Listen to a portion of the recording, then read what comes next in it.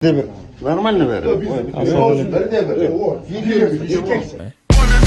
Бұл жерде сенде де менде де бой бар. Мен бұл жерде конкретно сенімен сөйлесуге келдім, жігітше. Bir жалған айтпасам, bir 20 спортсмен арқаман ертіп жүрді. Видео тартып қойылу, камералар менен блогери деле вызов таштап атады, спортсмени деле. Еркебулан Жайсанбек деген bir чорт адам бар, білесіңер, Қазақстанда. Қазақстанда достоин спортсмендер өтө көп. Ошол кечке Марсель, мен сенмен бесплатный мушташам деп аттылы. Бүгін Октогон лига прилагать еттіле, қорқып шықпай қойды. Болгону 1% алған Белес таксопаркын барыңыздар білесіздер. Урматтуу Москва шаарындагы айдоочулар, такси тармагында иштеген биздин коллегаларыбыз, эгерде мыкты таксопарк издеп жаткан болсоңуздар, анда барыңыздарга кайра Белес паркын сунуштайбыз. Бул парктын өзгөчөлүгү иштеген акчаңызды каалаган учурда без ограничения чечип алсаңыздар болот. Жана такси керектүү бүт документтерге жардам берет. Баса электронный путевой листеги бар. Эгерде сиз электронный путевой лист алсаңыз 2%, без электронный анда болгону 1%. Андыктан келиңиздер, Белес паркында жаркылдата иштейли. Салам достор, кандайсыздар, амансыздарбы? Кече Марсель менен ошол өзүнүн сопернигин мушташканын көрдүңүздөр. Бой жакшы болду. Оба! Өзүкүн, рубка кереги жок.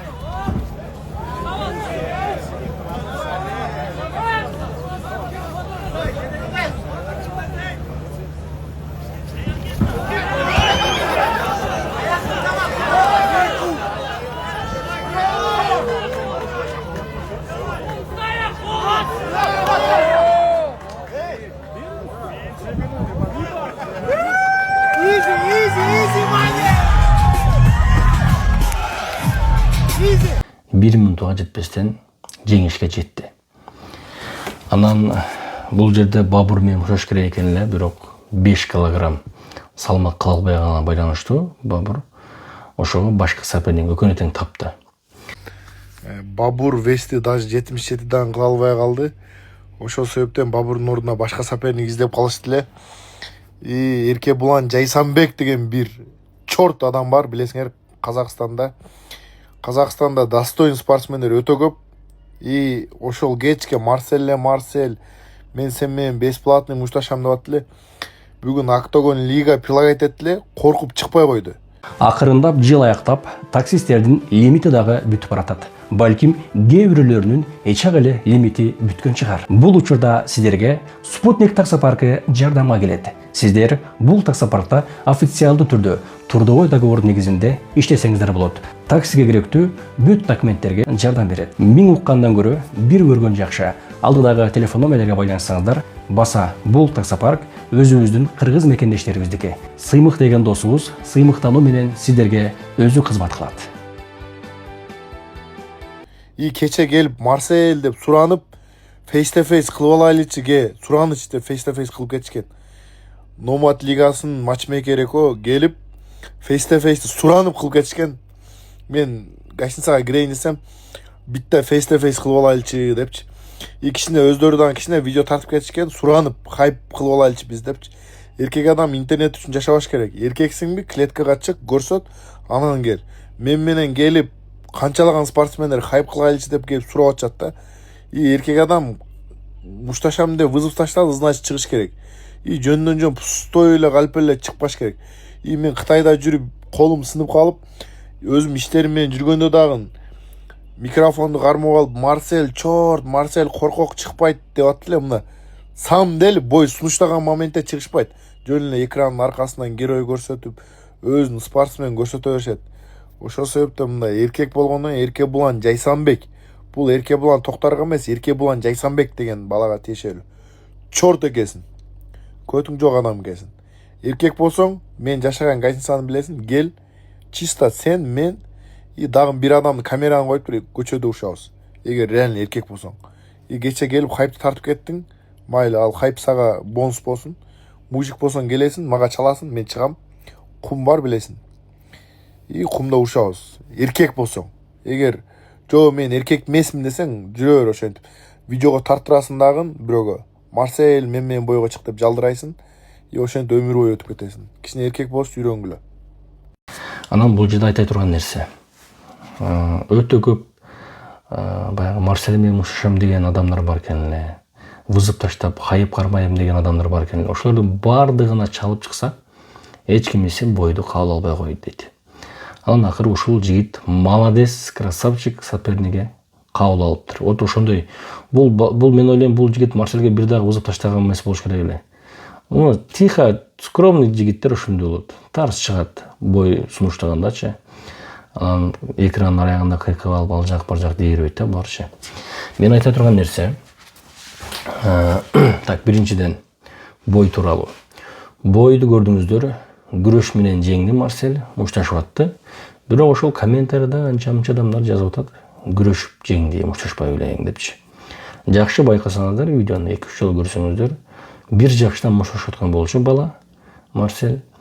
Анан тиги соперниги болсо, өзү күрөшөм деп Марсельдин путуна кирип кетти. Анан эми күрөшөм деп атса, бул карап турабы анан кийин. Күрөшөм десе, давай күрөшөбүз деп тартып койду да. Анан дагы бирөө видео чыгарыптыр. Марсель, сен мешок менен мушташтың, анан өзүнчө кыйын болор эле депчи. Ошол сүйлөгөн балдарга караганда, ошол мешок деген баласы мындай эркегирак экен.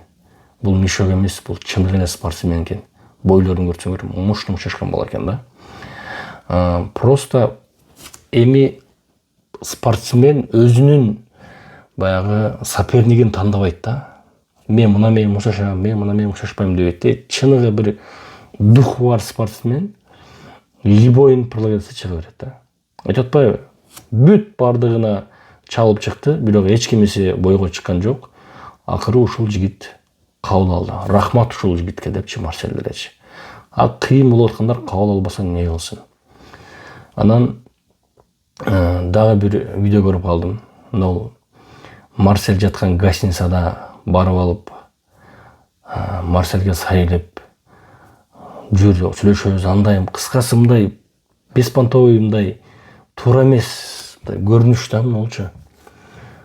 Сен тарапка мейман болуп барган жигитке, ал сенин соперниң эмес, ал башка бирөө менен мушташкан барды, сага бала бар бул жерде, видеону жандырып алып, ал сенин соперниң эмес го деп айткым келет да. Бая Марсель өзү эле айтууга ачык эле.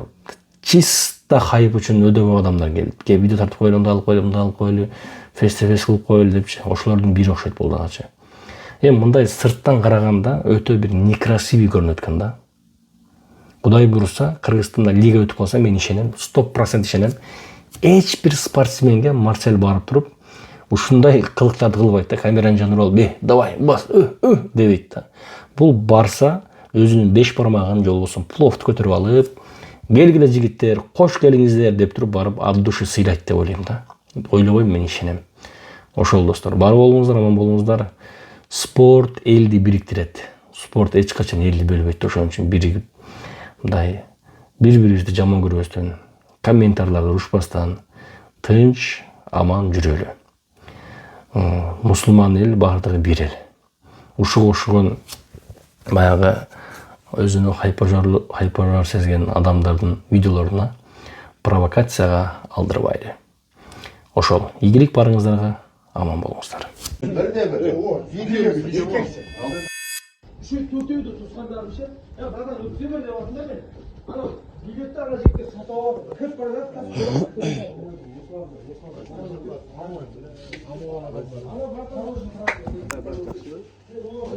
Assalamualaikum. Ben normal. Assalamualaikum. Çıkmaya koyun da ciddi. Bir de bir. Normal ne ver? Bir de bir.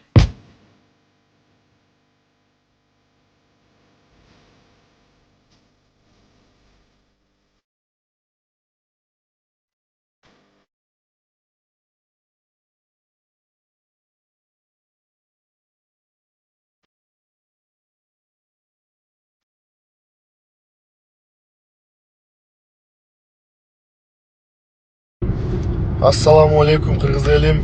Алхамдулилла, бойду өтө жакшы өткөзүп алдык. Бабур брадан чыкпай калса дагы башка соперник таап беришти. Октагон лигага чоң рахмат. Кече Октагон лигада жүргөндө бир жалган айтпасам бир 20 спортсмен аркаман эртип жүрөт. Видео тартып коелу, камералар менен блогери деле вызов таштап атат, спортсмени деле, спортсмен Месси деле, ырчысы деле, ал нерсе уже некрасиво да. Мисалы спортсмендер келип атат, мындай настоящий спортсмендер келет да, ачык эле айтат да, Марсель, мен сени сыйлайм. Да ачык эле айтат, мага акча иштеш керек. Сенден утулуп калсам да мен ыраазымын, достойный, сен дагы достойный спортсменсиң деп. Мындай проф спортсмендер айтат да. И ал жерде ошо кимдер ошентип айткандарын өздөрү билет эгер ушул видеону көрсөчү. Анан жанагындай Паспер дегенге окшогондор келип алып менин агаман отказ кылыпсың, анан менден отказ кылыпсың. Башың иштейби? Мындай лига предлагать этсе мен Либой менен чыгам деп соперник таппай бир күн кечке жүрдү лигачы. Марсель эч ким лига өзү ям айтты. Марсель сен менен эч ким урушкусу келбей, заменага ушугана көндү депчи. И мен Октагон лигадан жанагындай мелочь бир 20 000, 25 000 доллар акча албайм. Мен Октагон лигадан жакшы сумма алам. Ошол себептен Октагон лига мени уруштуруш керек. И ал жерде ойлогула, Марсельге мен вызов таштасам эле анан бой боло берет, анан экөөңөрдүн бирөөңөр бир жерде турсам, 5 та спортсмен турса, 10 тасы мага вызов таштап атат деп, мен урушай эле анан бойдон кийин мен вызов таштайын анан видеого фейс-то-фейс кылып коелчу. Мындай серьезный эле спортсмендер. Ал нерсе эркектин иши эмес. Мен жалгызмын. 2 айда бирден бой өткөзүп атам.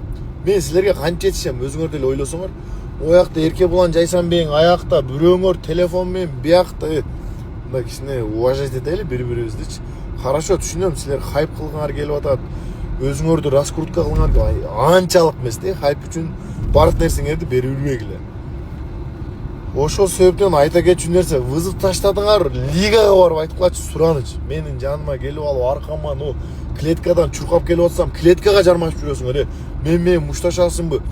Бирөөңөр алыста туруп алып, мага вызов таштап кой, мага вызов. Мындай кичине серьезный бололу. Мисалы спортсменбиз, мен чисто ал жерде барып мен өзүмү кыйынмын деп көрсөтүш үчүн эмес, мен лигага, Октагон лигага ачыгын айттым. Мага пояс керек эмес, мага чисто акча иштеш керек, семья багыш керек. Ачыгын эле айттым. Ким менен саласың, ошо менен саласың, Либой менен чыгам деп. Ошол себептен бири-бирибизди уважать этели. Казакстанда өтө достойный спортсмендер көп. И мен аларды сыйлайм, алар мени сыйлайт, бири-бирибизди. Анан калп эле силерге окшогон мындай клоундор интернеттин аркасына чыгып алып, эки улутту уруштуруп атат. Мисалы Өзбекстандан деле, Казакстандан көп мамлекеттен көп улуттар чыгып, мисалы кыргыз менен уруштуруп коюп атат да. Комментарийлерин окуп атам, бири-бири менен сөгүшүбүз. Зачем керек бар? Лигага тихо айткыла, Марсельди лига көнсө сразу берет, сразу урушат. Эч проблемасы жок. Ошол себептен чисто сыйда болойлу. Бул чисто спорт. Уткан утат, утулган утулат. Күчтүүсү мен утулуп калып, силер утулуп калышыңар. Ал нерсе боло берет. Так что сыйда болойлу. Кыргызстан алга. Бул жерде сенде де менде де бой бар. Мен бул жерде конкретно сенімен сөйлесуге келдім, жигитче. Мен сенен коркпайм, мен корксам келмейтін едім. Жоқ, коркпасам неге бойға шықпадың айтсаң? Мені бойға шығармады ғой, Марсель. Мен тұр, намат жібермей тұр. Онда давай сен Марсельмен шығатын болсаң, 4 күні бой слетаешь деп тұр маған. Жоқ, слетаешь болса, слетай деп шықпайсың не? Жоқ, сен ешкім көрмейді қал кулачка. Менімен ұрсаң жақсырақ қой, сен кулачкаға қарағанда менімен ұрсаң ел көреді. Сен көшеде ұрысқың келіп тұр ма? Марсель, сен көшеде ұрысқың келіп тұр ма? Көшеде ұрысқың келіп тұр. Көшеде менің ұрысым бөлек болады, бірақ ол жерде рефери болмайды, білесің. Ол жерде судья болмайды. Ол саған сосын инвалид болып қаласың, мен саған отвечать етеміз. Не сен или не мен инвалид болып қаламыз. Сосын пособие алып отырасың. Значит, мен өзіме уверенмін да. Болды болды. Қол береміз. Кім болды дейді, тұрамыз. Егер сен болды десең мен тұрамын, мен болды десем сен тұрасың. И там беріш керек. Мына еркек келсін, кетем мен. Хорошо. Онда былай істейік. Қара. 4 күні мен бойымды өткізем. Бойдан кейін жігітше мен саған жалғыз келем, видеомен, екеуміз видеоға сөйлейміз. Міне, жігітше, қазір кім сынат, кім инвалид болады, похуй. Екеуміз ешкімге ренжімейміз. Видео түсіреміз, көшеде ұрышамыз екеуміз. Жігітше. Жоқ, сен келесің бе? Мен келем. Қордайға келесің. Қордайға да келем. Міне мен келіп тұрмын. Саға деле, маға деле екеуімізге бірдей. Иә. Мен Қазақстанға келем, Қодайға, талаға шығамыз. Сен мына личный алгенде ажыратып, дей тұрған адам алмайсың. Иә. Битта камера аласың. Иә. Мен битта камера Давай. аламын. Алейкум, Казахстан. Вам большое спасибо. И Октагон Лига тоже большое спасибо. У меня соперник другой был, Бабур. Он не смог сделать весь, потому что я боец 66, он даже 77 не смог делать. Ну, у него здоровье. Я уважаю Бабуру. Ну, Лига тоже спасибо. Октагон Лигасына чоң рахмат, Алла разы болсын. Ушинтип мен 1,5 ай Таиландта тренировка кылдым, Бабур менен урушам деп. И Азага дагы чоң рахмат, Алла разы болсын. 2 күндө бир вызов таштап турат эле. Красавчик ошол принимать этти бойду. Молодец. Азага бир кол чабуулар болсун. Аза, ты красавчик, брат. И микрофондун аркасында өтө көп спортсмендер вызов таштай берет экранын аркасында. И Октагон Лига связга чыкты, эч ким көнбөй койду. Ошол себептен жөндөн вызов таштай бербейли. И Октагон Лига прилагать этсе, давай. Эгер прилагать этпесе, биз жанагындай бири-бирибизге ызылдашуубуздун кереги жок. И кыргыз элим, силерге чоң рахмат колдоп атканыңарга. И мага келип поддержка кылып кеткиле. ОЭ приложениясына кирип, и куда кааласа декабрларда Октагон Лига Кыргызстанда өткөзөбүз деп атат. Я хочу спросить, что дальше для тебя? Все хотят знать, какие планы? Планы много денег зарабатывать и раскачивать люди. Это жизнь, главное, не деньги. Ну, этот спорт, все спортсмены, да, ради денег. Ну, если БМФ прилагать, газ, брат. Я думаю, тебе есть к кому обратиться. Этот человек ждет твоих слов. Да, ну, сейчас чемпион сказал, Эркебулан. Я думаю, уже он 2 года, съемка, пьемка. Ну, я же его показывал уровень свой. Если он хочет, и он сказал сам. Я с тобой, реванш будет, хоть ММА, хоть кулачка. Вот, Эркебулан, я тебя жду, Октагон Лига. У меня уже 2 контракта есть еще, 2 боя.